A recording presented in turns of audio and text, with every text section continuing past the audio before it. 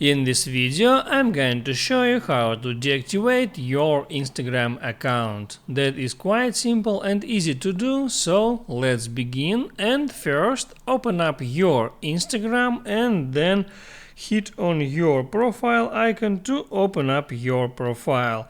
Now hit on these three lines icon and there select settings.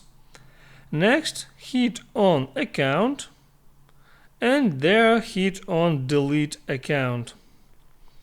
Now there you need to choose between delete account or deactivate your account. The difference is that deactivation is temporary process, so if you want to block your account temporarily, select deactivate your account and your profile, photos, comments and likes will be hidden until you enable it by logging back in that account. So hit deactivate account.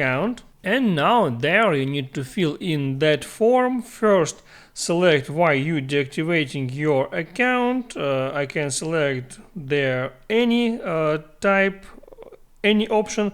I'll select something else. And now there to continue I have to re-enter my password.